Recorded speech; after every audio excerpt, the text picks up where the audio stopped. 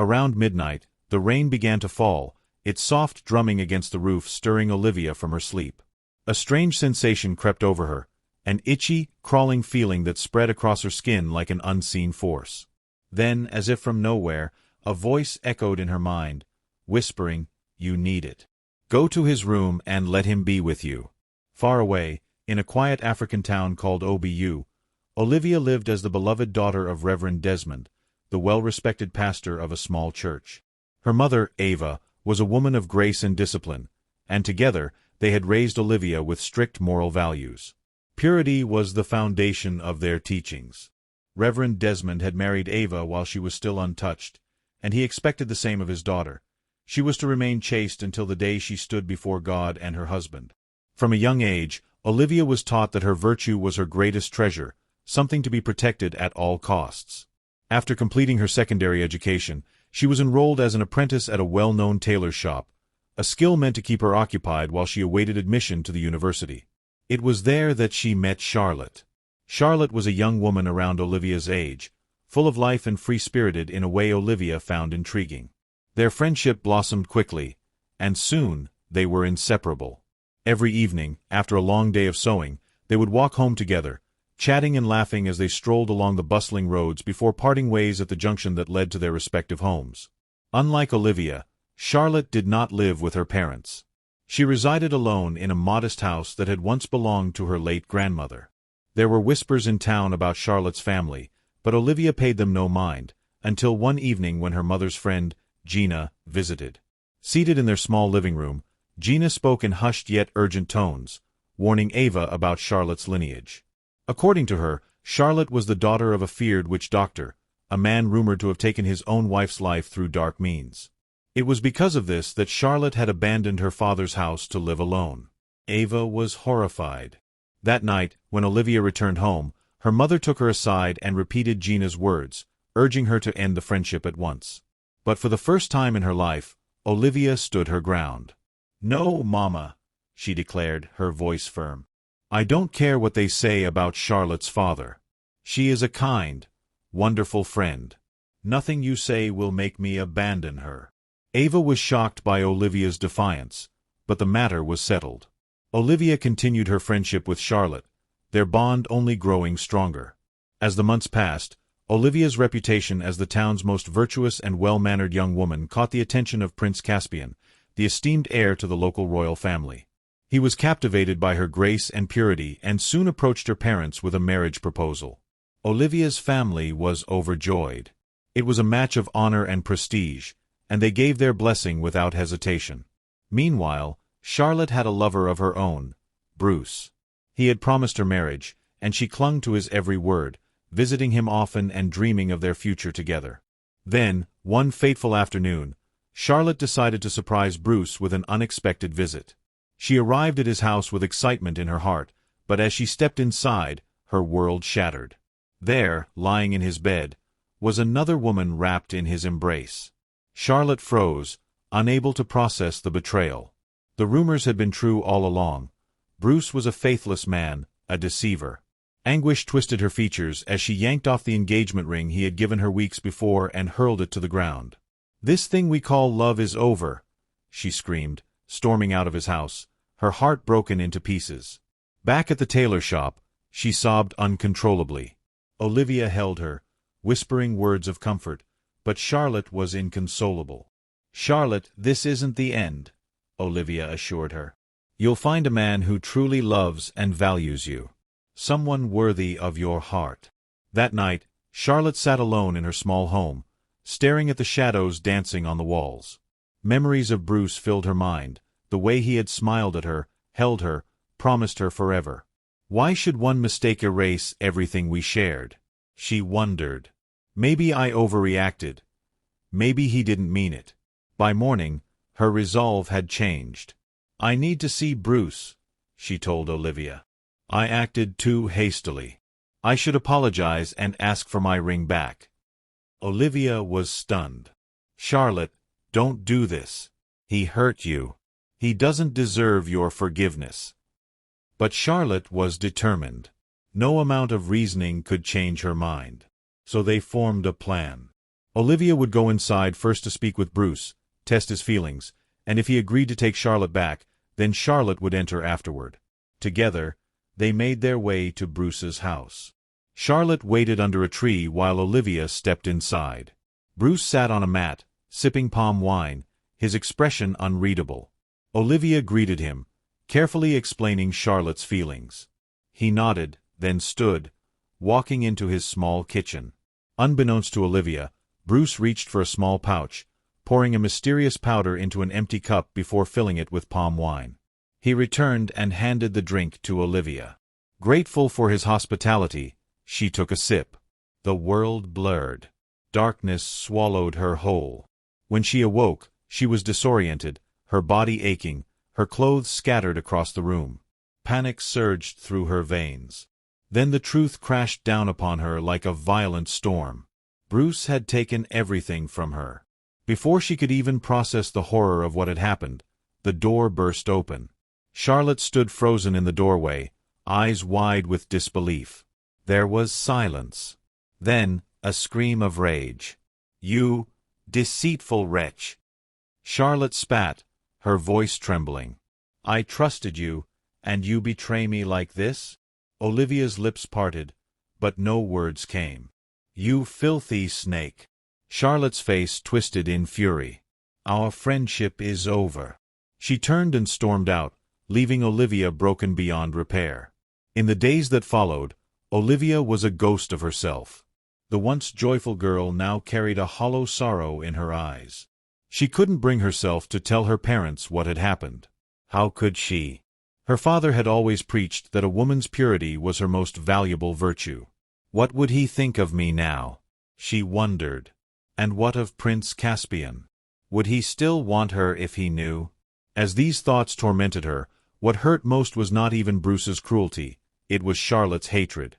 And so, Olivia remained silent, carrying a secret that would haunt her forever. Late into the night, as rain began to fall, Olivia awoke with a jolt. A strange sensation crawled over her skin as though something unseen had settled upon her body. An itch, deep and consuming, spread through her like wildfire. Then a voice, soft yet commanding, whispered in her mind. "You need it. Go to his room. Let him be with you." A shiver ran down her spine, but her body seemed to move of its own accord. Once upon a time, in the small African town of Obu, there lived a young woman named Olivia. She was the daughter of Reverend Desmond, the esteemed pastor of a modest church, and his devout wife, Ava. Olivia was raised in a home where purity was not just expected but revered. Her father often spoke of virtue, of remaining chaste until marriage, just as he and Ava had done.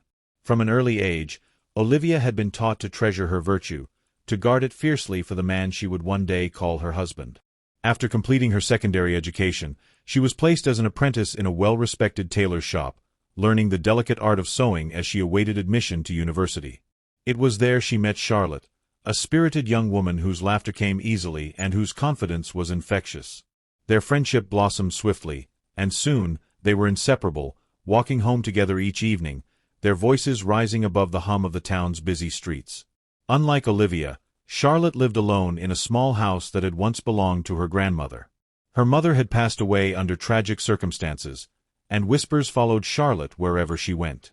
Some claimed that her father, a feared witch doctor named Away, had used dark magic to take his wife's life. One evening, a family friend, Gina, came to visit Olivia's mother, Ava. With urgency in her voice, she warned her to keep Olivia away from Charlotte. "Her father is a man of dark arts," Gina said in hushed tones. "Evil runs through their blood." Ava, alarmed, confronted Olivia that very night, demanding that she end her friendship with Charlotte at once. But for the first time in her life, Olivia defied her mother. "No, Mama.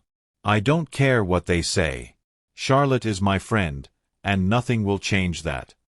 Determined, Olivia continued her friendship with Charlotte, unaware that her decision would soon alter her fate forever. Time passed, and Olivia's virtue and good upbringing caught the attention of Prince Caspian, the young heir to the throne. He approached her family with a marriage proposal, and her parents, overjoyed by the honor, quickly gave their blessing. Meanwhile, Charlotte, too, had a lover, Bruce, a man she adored deeply. She dreamed of a future with him, convinced he would soon make her his wife. But one fateful afternoon, Charlotte decided to surprise Bruce with an unexpected visit. What she found shattered her world. Another woman lay beside him in his bed, draped in the same sheets where she had once rested.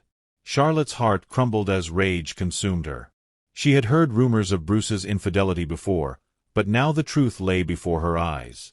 With trembling hands, she tore off the engagement ring he had once placed on her finger and hurled it to the ground. "This thing we call a relationship is over," she spat, her voice filled with venom. Blinded by grief, she fled to the tailor's shop, tears staining her cheeks. Olivia, upon seeing her friend's anguish, did her best to comfort her. But Charlotte, lost in heartbreak, wept even harder. Days later, Charlotte, still reeling from the betrayal, made a shocking decision.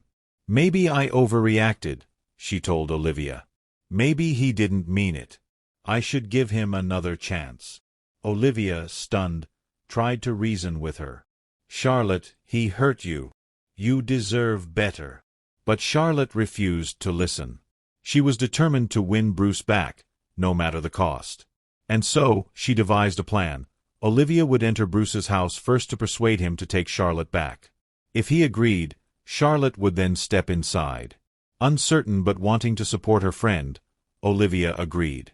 But when Olivia stepped into Bruce's home, she walked straight into a nightmare. Bruce, feigning hospitality, welcomed her in and offered her a drink. She accepted. The moment the liquid touched her lips, her world went dark. When Olivia awoke, she was in his bed, her body violated, her innocence stolen. Her clothes lay scattered across the room. A suffocating weight pressed against her chest as realization struck. At that moment, Charlotte stormed in, impatient from waiting outside. Her eyes landed on Olivia, sprawled on Bruce's bed in disgrace. The air thickened with betrayal. "You filthy, deceitful snake!" Charlotte screamed, her face contorted with rage. "I always knew you were flirtatious, but to steal my man? Our friendship is over." Before Olivia could utter a single word to explain, Charlotte turned on her heel and fled. Olivia was left broken, her world crumbling beneath her. In the days that followed, Olivia became a shadow of herself. She couldn't bring herself to tell her parents what had happened. How could she? Her father had spent his life preaching that purity was a woman's most sacred gift. What would he think of her now? Would Prince Caspian still want to marry her? Would Charlotte ever believe the truth? Haunted by these thoughts, Olivia sought out Charlotte, desperate to explain. But as soon as Charlotte saw her, she spat venom. "How dare you show your face here, you harlot!" she screamed.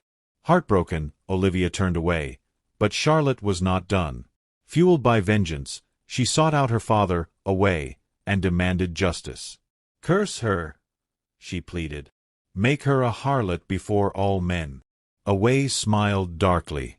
"You are truly my daughter," he mused, handing her a small calabash. "Call her name 3 times into this, and in 3 days she will become what you desire." Charlotte's lips curled into a wicked grin. She did as she was told. 3 days later, Olivia found herself in the palace, preparing to meet the royal family. That night, as rain poured outside, she awoke with a sudden, desperate need. A voice whispered in her mind, urging her, pushing her. She obeyed. By dawn, Prince Caspian was exhausted and bewildered. "What kind of woman is this?" he muttered. Without a word, he took her back to her father's house, calling off the wedding. Rumors spread. Olivia became an outcast, a woman consumed by an insatiable hunger no man could satisfy. She roamed from one to another, her body betraying her soul. Her father, at first, refused to believe the gossip. But when Olivia, in the dead of night, entered his room in desperation, he knew. "Foul spirit!" Reverend Desmond bellowed. "In the name above all names, I cast you out." A battle raged through the night. By dawn, the evil had left her, and Olivia, sobbing, collapsed into her parents' arms. Shamed yet forgiven, her family fled the town, seeking a new beginning. Years later, Olivia found love again, marrying a kind man named Lucas. But when she returned to OBU one day, she came across a mad woman begging in the streets. Charlotte. Olivia gasped. Their eyes met. And in that moment, Charlotte understood. Vengeance had consumed her.